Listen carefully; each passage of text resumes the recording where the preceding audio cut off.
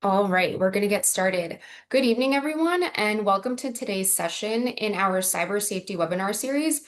Before we begin any of the content, if you need interpretation services in Spanish, French, Korean, or Amharic, please find the globe icon at the bottom of your screen to select your desired language, and you can see it on your screen right now what that would look like.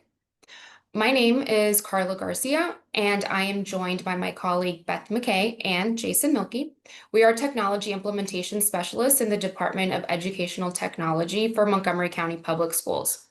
We're excited to kick off our first webinar in this series by learning about artificial intelligence and its role in education. It's our pleasure to introduce our presenter, Dr. Jing Liu, Director of Center for Educational Data Science and Innovation and Associate Professor of Education Policy at the University of Maryland, College Park.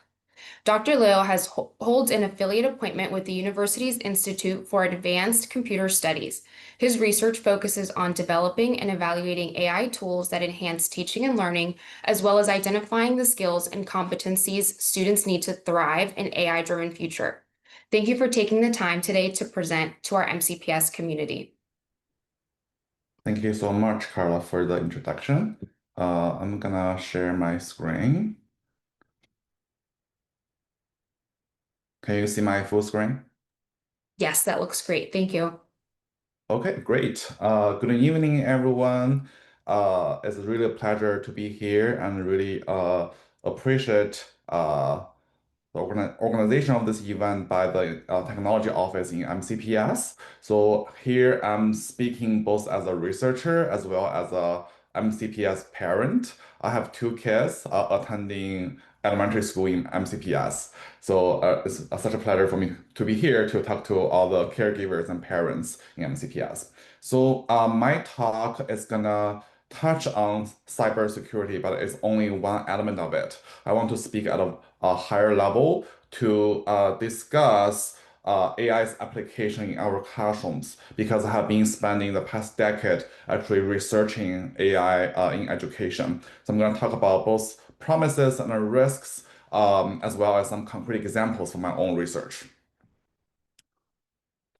I think it's important to situate us in a few numbers to know what is the status quo of AI integration in education. Most of us here probably know that ChatGPT or the first large language model was released 3 years ago. So after 3 years, AI is no longer a buzzword or a hype, it's actually a reality. So, based on a recent survey by Education Week, about 40% of teachers have already incorporated AI into their regular teaching routines. That can be a lot of things. For example, it can be some kind of assessment of student work. It might be using AI to help prepare their lesson plans. It might be use AI to come up with an exit ticket for the students. It can be anything. So, but it's already a growing number, and a substantial portion of teachers are already using AI. Another report recently released by Microsoft shows that 86% of educational organizations, which is not only K-12 but also higher education and other type of educational organizations, now use generative AI.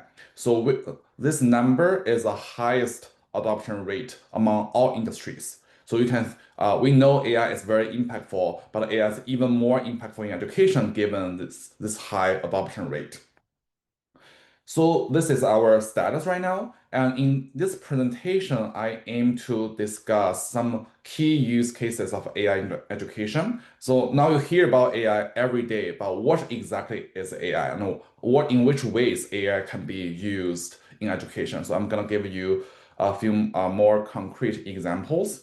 Then I'm gonna provide a framework for evaluating AI tools. So here we are getting a little bit researchy, but I think it's important for both district leaders as well as caregivers to think about AI tools because inevitably we are gonna face a lot of AI tools from in our lives. Many vendors are trying to sell AI tools to district leaders, right? So that's kind of what's happening right now. So how do we think about AI tools? What are the risks and benefits? How do we evaluate them? So that's kind of what I'm trying to give to you. I'm also gonna share a little bit about how I evaluate AI tools in my own research to make it more concrete. Throughout my talk, I'm gonna just insert my own research examples, so that you know from a research perspective how we are thinking about AI, how we are integrating AI, how we are evaluating AI, then how that kind of research perspective can be applied to practice. So if you have any questions, please leave them in the chat box, and believe someone will moderate and we'll be able to interact a little bit afterwards. Okay, so scope of AI. Oftentimes when I talk to people about it, people always equate AI as large language models or some kind of tools like Gemini, ChatGPT, or Claude. So those kind of popular AI tools. Although that's right, but it's only partially right. As I mentioned, I have been studying and using AI for a decade. So that means AI already existed before ChatGPT came into the world. There's a big bucket of AI. I call them predictive AI. That's kind of really the more traditional AI methods before large language models came into the world. Some of you probably have already heard this term called machine learning.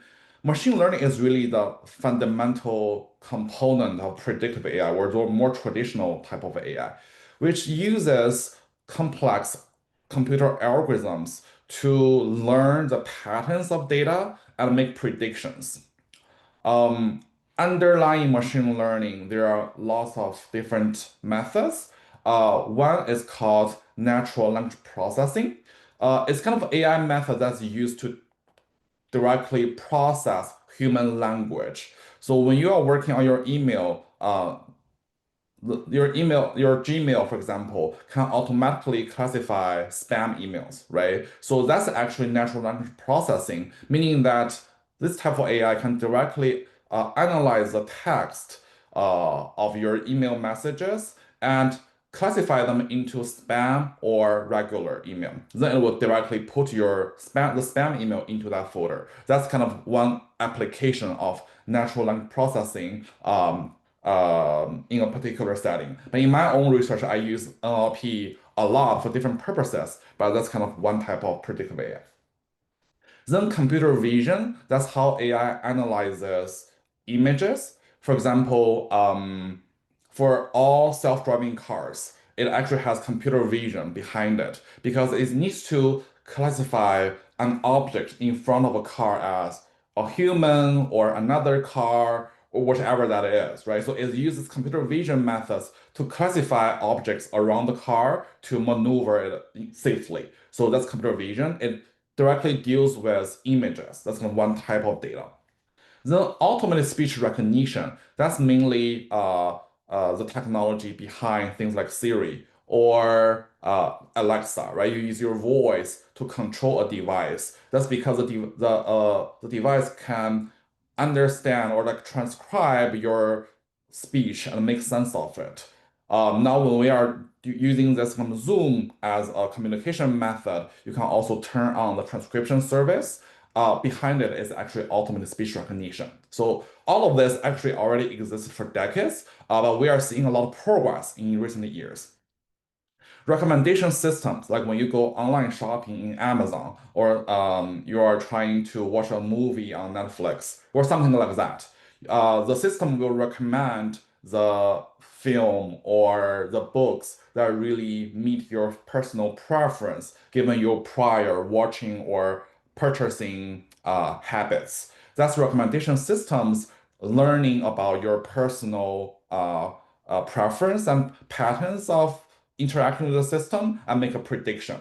So all of these different AI methods are making some type of predictions on a particular behavior or particular outcome. So that already is kind of being there for decades and continue to improve and evolve. Then here we come to generative AI. This is very different from predictive AI because the foundation of generative AI is large language models, which are trained on a tremendous amount of data, meaning that there are like millions of parameters in the training process, and all the data used to train LLMs are actually internet data. So sometimes it's like most of the data are actually undifferentiated, meaning that sometimes the quality is high, sometimes the quality is low. So you can see the performance of LLMs really depend on the quality of the data that are going into the model. But what fundamentally separates generative AI from predictive AI is that it can generate text, images, audio, and increasingly videos. So it can produce all kinds of data modalities, right? So that's really, really cool. And what's even more cool is it can engage users in natural back and forth conversations or prompts, right? So when you type in a prompt in your ChatGPT interface, it can directly have this back and forth written conversation with you. So that's kind of really changes how we interact with the computer system. So, in my view, there are just kind of two types of AI, and although oftentimes when we say AI, we are referring to the second type, but these two types are actually increasingly used together. So, in a lot of education technology tools, they are used simultaneously. Um, so, I think that's kind of important to keep in your mind. Okay, now I'm gonna provide a few AI use cases in education. There are really, really a lot of use cases, and people get really, really creative about how to use AI in education. Here, I'm only providing a few examples I'm relatively familiar with. Okay, so the first one is personalized learning. That's probably what you have heard the most because the biggest promise, arguably, for AI in education is to provide every student, no matter where they are with their learning, the AI system can meet at where they are and provide that kind of tailored, individualized instruction to them. So personalized learning often refers to those adaptive systems that tailor content and pace to individual student needs, such as intelligent tutoring. I don't know how many of you are using intelligent tutoring with your kids, but there are several really famous examples like Duolingo, right? So that, sorry, not Duolingo, Khanmigo from Khan Academy. That's kind of one type of intelligent tutoring that's building that is built on ChatGPT, right? It provides math intelligent tutoring services to students. It can really meet the student needs and provide them this really tailored instruction to students. So that's kind of one type of AI use in education. The second type is automated assessment and feedback. Here is actually a pretty broad category. My personal work has been mainly on the automated feedback aspect. What I'm observing in the field is that there are a lot of AI assisted assessment of student work. For example, if a student can interact with AI system, they can answer a math question or they provide some input using their voice. AI can directly assess their work and provide feedback to them, or even to their teachers or caregivers to help them. So that's kind of one type. There are a lot of tools in the math space. There are also tools in English language arts, especially early literacy. So there are ways to use automated speech recognition to evaluate students' literacy proficiency, for example, as a way of automatic assessment. This assessment can also be about teaching processes. So that's more teacher facing. That's really in my work. I take a recording of a classroom, then we kind of transcribe that lesson recording to have the transcript of teacher-student interactions. Then we look at the teaching practices used by the teacher, and then we can package that kind of insights as feedback for teachers so they know where they are doing really well in their prior lesson and how they can improve upon their weaknesses. So this kind of feedback serve as a formative process to really help teachers improve. So you can see that automated assessment and feedback can be for both teacher facing or student facing. But this is increasingly promising area of application of AI in education. The third category is really about students with special needs, where we have a lot of investment from both the government and industry. Um, for example, AI can automatically analyze students' speech and behavioral data to allow for early diagnosis. If a kid has dyslexia, for example, ASR can actually quickly evaluate student speech and identify that issue. And then a speech therapist probably can take a look at the data and evaluate where the student is with the speech. So it can serve as early screening, then that will also enable early intervention, which can also be powered by AI. So I think there's a lot of potential of using AI to support students with disability or with special needs. And the National Science Foundation and the Institute of Education Sciences, two governmental agencies, have invested a lot of resources to develop AI tools for students with disability. The last example I want to give is about lesson planning. So that's an area that's probably relatively easy to think of, right? So teachers spend a lot of time finding materials or making their lesson plans to tailor to their students' needs. There are a lot of AI tools, including one that I helped to design, that can help teacher to reduce the workload for that. They can quickly curate high quality lesson plans and design activities and materials that align with the curriculum a teacher is using and also the student body a teacher is teaching. So increasingly, I see like teachers are using this kind of AI-powered lesson planning tools to help reduce that kind of workload and help improve their instructional materials quality. So that's another really promising area.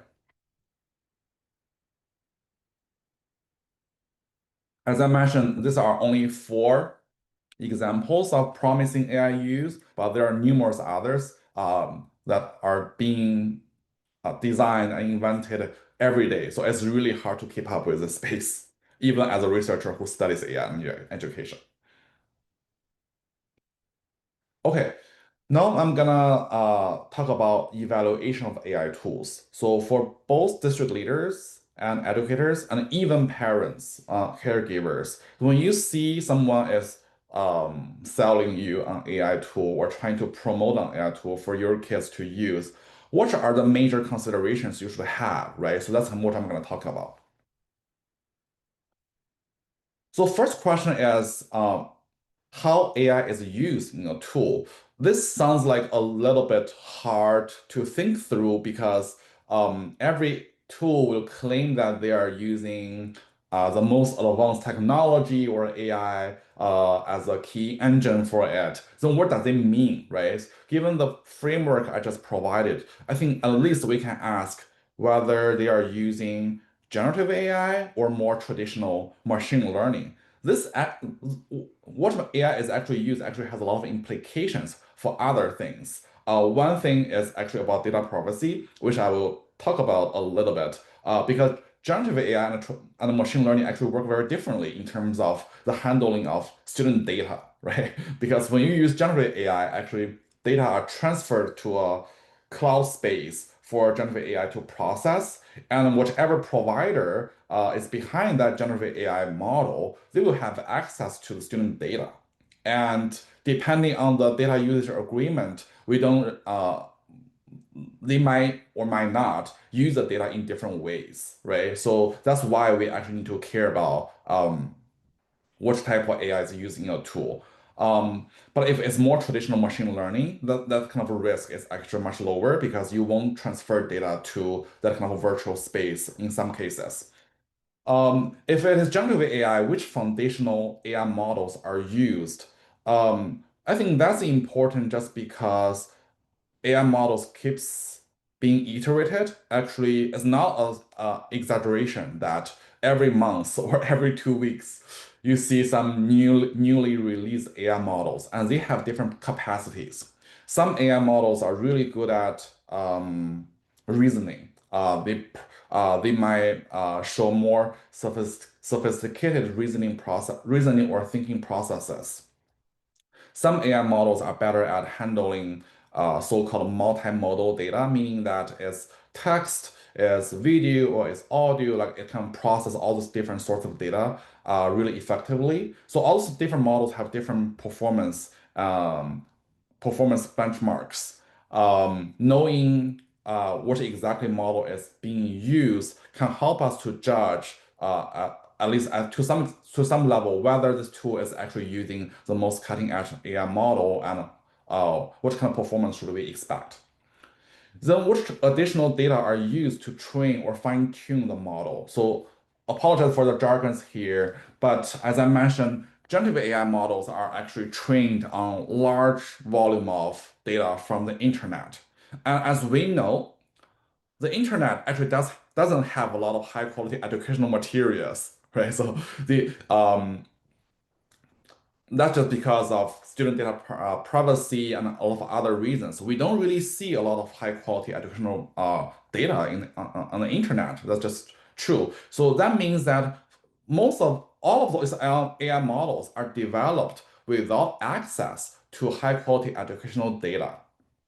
That means that when you are designing an education specific AI tool, you actually need to incorporate some additional domain specific education data to improve upon the foundational AI models you are using. That will really significantly advance the performance of that AI tool. Um, so apologize, this part is a little bit kind of deep and like involves a lot of background knowledge, but I think it's important just to keep in our mind in terms of when we see someone selling an AI education tool, we need to ask this question, which AI is used in this tool? The second bucket I'm going to touch on is about data privacy. Um, because AI is trained on a large amount of data, and because it's interactive. So when students and teachers are using AI tools, they are giving a lot of information, a lot of their own data to the AI system, right? So what kind of questions a student asks um, helps the AI to diagnose where the student is and design individualized intervention to that student. That's kind of how AI is really individualized because the more it gets your data, the better it is in terms of being individualized. So that's actually the secret sauce behind why it's individualized. So what kind of data are the AI system are collecting and where and for how long do edtech providers are gonna keep the data? That's kind of some questions we need to ask when we are signing a contract with a edtech provider, right? So if they are gonna retain the data indefinitely, or they are somehow being able to identify individual student through the data collection, that's kind of gonna raise some alarms, right? So because that will, of course, raises a lot of privacy risks. Um, and going back to what AI is used in a tool, we need to know actually for this particular AI tool provider, what kind of agreement they have signed with the AI model provider. So for example, if some kind of AI tool, education tool is using OpenAI, what kind of data usage agreement they have signed with OpenAI? Because whatever service they're using from OpenAI, the data you send to this provider will also go to OpenAI, the company. So that's kind of a chain of effects, and we need to just make sure that every party involved is clear about data storage and data retention. So what are other uses, if any, allowed for the data collected? Um, so at University of Maryland, we do a lot of research with AI, right? So then we also need to have access to those foundational AI models. Uh, so we actually have an enterprise agreement with OpenAI at a university level, meaning that OpenAI promised they won't use any of our research data to train their models. That's kind of one layer of protection. So similarly here, we need to ask, if you are gonna retain my data, what kind of other uses you're gonna have with my data? Are you gonna sell it to someone else? Are you gonna use the data to train your model? So just be specific about these use cases for the data collected will be very, very important. After getting clear about these two questions, I think it's important to think about usage and usability because it's easy to purchase an AI tool for teachers to use, for example. But how often are they engaged with a tool? If they're not actually using it because it's not very user-friendly or it's not that helpful, whatever information is provided is not high quality, they might not really benefit from using this tool. So, looking at their user data to understand, first of all, whether there's any engagement. Then we need to ask, how do educators perceive the utility of a tool, right? So, do they perceive it as really useful? Do they perceive it as very user-friendly? Do they discuss this tool with their peers? And together try to improve their practice by using this tool. Whatever that is, I think understanding educators' perception is really important. In one of my research studies, we kind of give a AI tool to teachers for free to use. It gives teachers really good feedback. But what we see in the back end is the engagement is just really low because teachers rarely use it for most of the time. And then we kind of interviewed a dozen teachers about why that's the case. And many teachers just feel they don't have the time, or they feel not safe when using the tool because if they need to record their lesson, they feel, oh, where do my data go, right? So there might be a lot of barriers for educators to actually use a tool. So understanding their perception can give us a better idea about whether this tool can be useful or not. Once we understand usage and usability, the last step is really the key part, like the bread and butter of why we invest in education technology, right? So we want this tool to really improve student outcomes, student learning outcomes especially. So can we build a causal link between tool usage and student outcomes? In other words, can we attribute student outcome changes to the usage of a particular tool?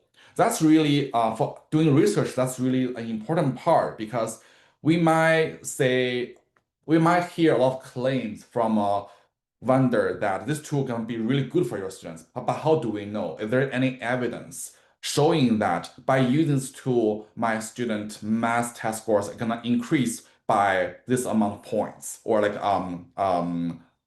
some kind of obvious connection between the student learning growth to this tool usage, as I think is going to be the key for this judgment.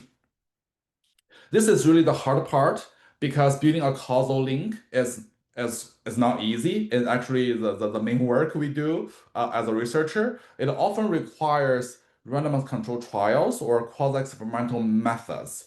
Um, I won't explain what quasi-experimental methods mean, but I think it's easy for people to comprehend what random control trial means. For example, if CDC is going to recommend a vaccine for all the students, right? How do we know this vaccine is effective toward a certain disease? What FDA would do to evaluate the performance of a vaccine would be take a sample of volunteers of 400 people, right? So they randomly assign half of the volunteers to receive the vaccine and the other half not receiving the vaccine. It can be a vaccine, it can be a drug, whatever that is, right? Used in the medical field. I think this is kind of a very common approach to evaluate the effectiveness of a drug vaccine. Not only effectiveness, but also the risks, the side effects, for example. So because of this randomization process, people do not select into a tool or into a drug, into a vaccine.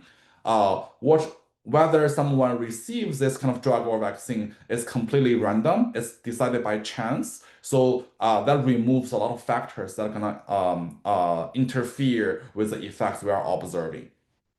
So that's really how we think about random control trials. And in education, it's the same. If you really want to know whether a tool is working or not, we need this kind of random, rigorous methods to evaluate their impact. I think I only need a few more minutes, then we will conclude. Um, So in my own work, I have designed a tool called Empowering Teachers, which is used to complement human coaching. Human coaching is actually one primary way for teacher professional learning or professional development. So a teacher works with a coach to really help them improve their teaching practice. There's a lot of research showing the benefits of human coaching on student learning outcomes. However, it's very labor intensive because you need individual coaches working with teachers, and coaches are often pressed for their time, and many schools are suffering from understaffing of their coaches. So it's very hard to implement at scale. So the way I use AI in empowering teachers is to have an AI coaching tool to really help teachers to get feedback on their instruction so that we can increase the efficiency and the reach of this coaching for teacher professional learning. The way it works is we take a recording of a lesson, then we transcribe the lesson and also anonymize student names and teacher names in the transcript so it's safe for analysis. Then we're gonna apply some machine learning and natural language processing techniques to analyze the transcript. That's kind of really to identify and measure teacher practices that are beneficial for student learning. Then we can package this kind of information as feedback and deliver the feedback privately to the teacher so they can either look at the feedback alone or like work with their coach to think about where they can improve.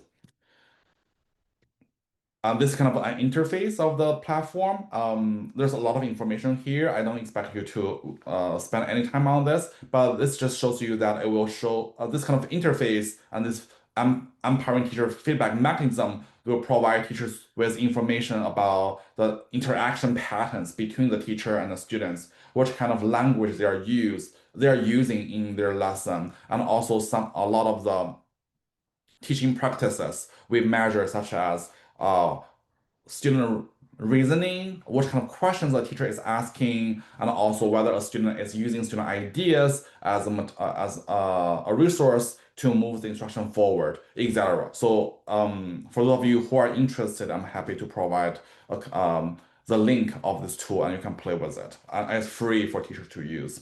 But this is kind of the interface. Then over the years, my collaborators from Stanford University and Harvard University, we have produced a lot of research trying to demonstrate the effectiveness of this approach. So we published many papers and apply this framework in a lot of online as well as in-person teaching and learning settings. And we find that by using random control trials, as I mentioned, is a gold standard in evaluating the effectiveness of a tool or a drug or a vaccine. So our research suggests that this kind of outcome feedback generated through MPT really improves teacher practice, student satisfaction, and also student assignment completion.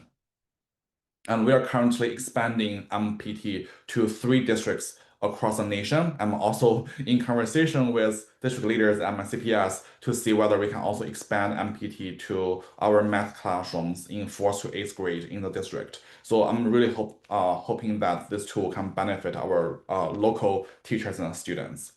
Um, but this is an example that a really well-designed and researched uh, AI education tool. Most of AI ed tools don't really have this kind of research as to support their usefulness. So over my years of developing MPT as well as evaluating other AI education tools, I kind of summarize 4 takeaways here, policy implications.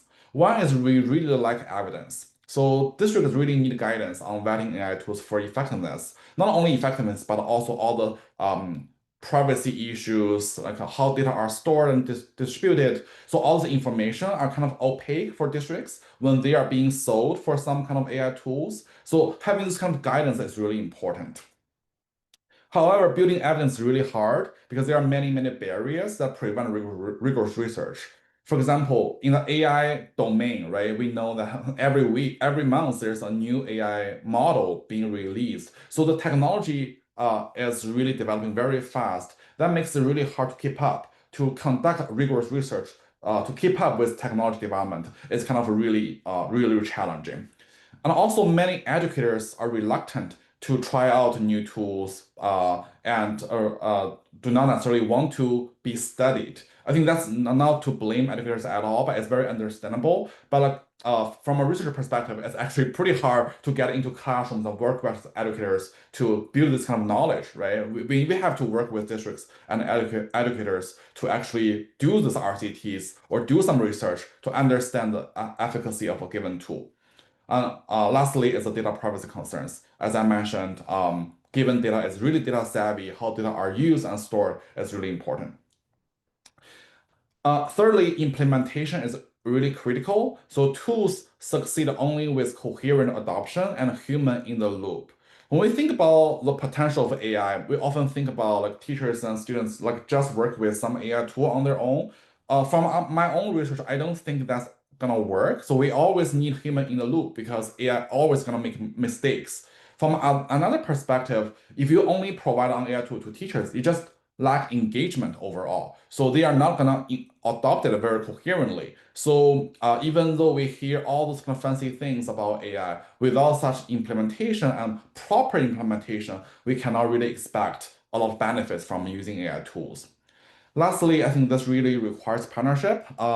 Again, as a researcher, I really think we can do better in terms of convening all the stakeholders, including district leaders, educators, researchers, edtech providers, as well as caregivers. I think we need to work together to advance the evidence base of AI tools in education. So whenever a district educator is adopting a tool, we really have the evidence needed to support the usage and also some guidance about the best ways to use a given AI tool.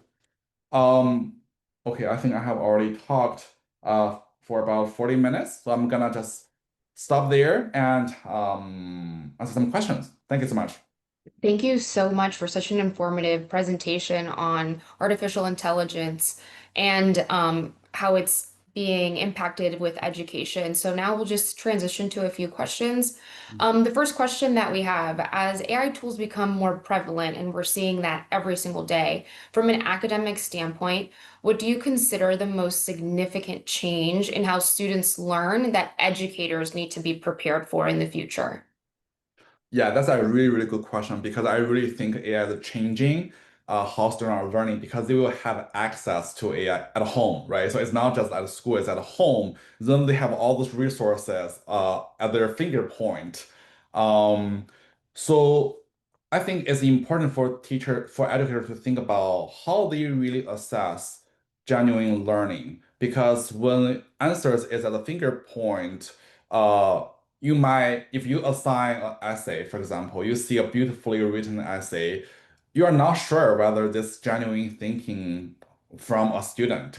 This is not only faced by K-12 educators, but also as a higher education instructor and professor. We also face the same thing, right? So how do I know my students are really learning and they can uh, carry this knowledge forward? So I think when you think about how we assess student learning by maybe designing more innovative approaches for assessment, it might be some performance tasks, it might be more group work. So when we only think about the output or the final outcome of a particular assessment, it's going to be really, really hard to assess whether it's from a student. But when you really observe a student talking, working with their peers, or performing on a task, that will give you more genuine information about where the student is with their learning. So I think we actually need to change our mental model about how we assess student, where student is in their learning, and how we provide scaffolding and support to the students. Thank you so much. I totally agree that human in the loop and us building those relationships with students and one another is key.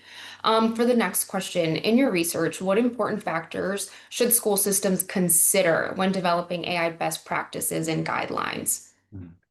One thing I observe is fragmentation, meaning that educators are using lots of education technology tools. So it can be hundreds, right? So all of those are distinct tools that are not necessarily talk to each other.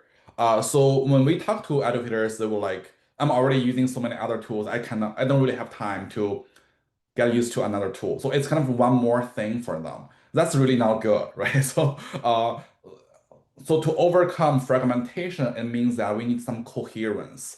For example, an AI tool or whatever tool you're gonna purchase for the educators, it needs to probably align with whatever they are already doing. It either be the curriculum, it might be their PD. So those different components need to talk to each other so that they are not facing a new thing every time. So I really feel that aligning all those different components of instruction and teachers' lives is going to be really key for district to think about how they incorporate more things into teachers' toolkit. Thank you. And for the next question, what is the biggest ethical challenge that you as a researcher or your colleagues are facing when ensuring that AI tools, particularly those tools used for personalized learning, are equitable and fair across diverse student populations?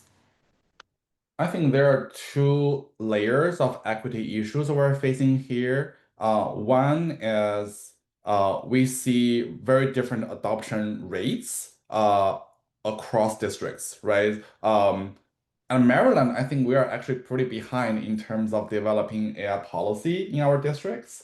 I know Maryland State Department of Education is going to release their AI guideline for all the districts very soon. So that's kind of what I learned yesterday in one meeting. But I think across our district, we don't necessarily have most districts that develop their own AI policy. So we're a little bit behind in terms of adapting to the AI age.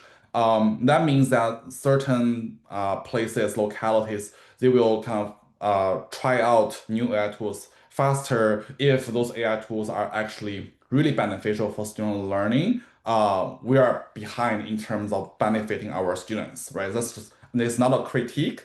I think every district is kind of constrained by a lot of other things, but I do think this kind of adoption rates and the ability to think through AI and also use AI effectively is going to affect the students we are serving. The other level of equity issue is AI tools inherently are constrained by the data they use to be trained, meaning that for an AI tool that really relies on student speech as an input. There are many tools that are using student speech. If, for example, the model they are used to train their speech model are only from, for example, a very dominant group's speech, we don't necessarily this their speech model won't perform at the same level for all other groups of students. It can be some dialect, it can be race, ethnicity, it can be other or age groups. Actually, in that area, we are very, very lacking because of it's kind of a dilemma in terms of on one hand, we really protect student data, so we don't have a lot of education data. But on the other hand, we're in education is the industry that's incorporate AI the high with the highest adoption rate, right? But without a lot of high quality data, how can we expect AI tools to be really working very well? Especially we don't have representative data. That means that AI tool will only work better for a certain group of students compared to other groups of students. So that means that even for a district that is adopting a AI tool coherently because of the inherent data deficiency issues, I would say, in AI tools, they're gonna work very differently for students from different backgrounds. That's something I think that's something us researchers and solution providers need to think very hard and work very hard on. It's probably a little bit hard for district to think through, but I think it's something to be aware of. I think it's totally a fair question to ask AI tool provider, does this tool work equally well for all my students, or it's work pretty well only for some groups of students? So yeah, that's kind of another equity issue I would be concerned about. Thank you. That would be a great suggestion when different districts are engaging with AI vendors to ask that question. Specifically, us from Montgomery County Public Schools, we're such a diverse school system, and we have hundreds of languages represented with our students Exactly. and their families. And then for our last question, so we're looking at 5 to 10 years ahead. What is one major AI trend in education that you believe is currently under discussed? but will be a critical role for public school districts to understand? Um, I think it's about two things.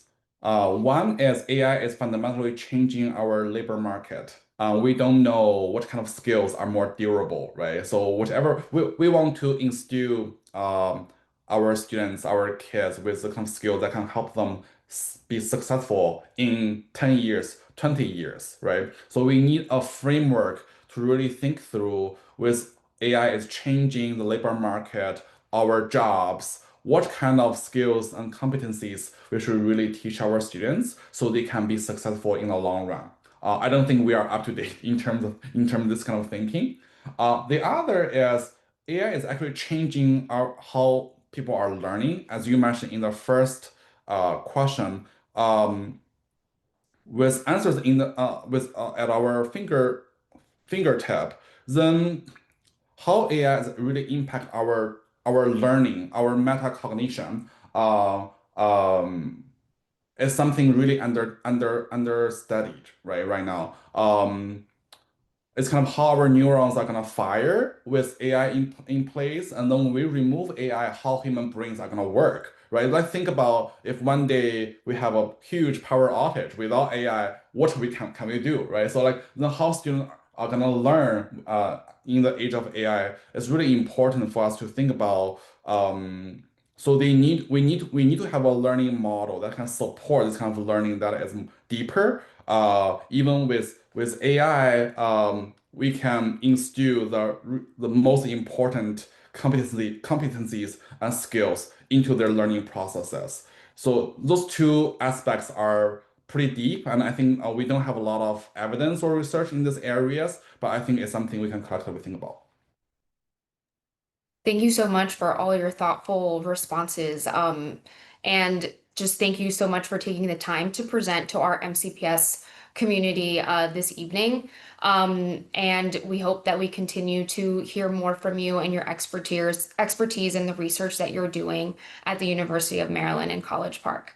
For the rest of our participants, before you go, please take a moment to visit the MCPS cyber safety website that the link has been provided in the chat for you. This resource has different tips for you and your families to make sure that you are staying safe online. We'll be posting the recording of this session on the MCPS YouTube channel as well as on this website once it's complete, so hopefully by tomorrow. And we also invite you guys to join next Thursday, October 23rd at 6 p.m. for our next session in our webinar series. This one is titled Cyber Fraud Awareness for Students, and that will be with Capital One. We look forward to seeing you all then. I hope you all have a great evening.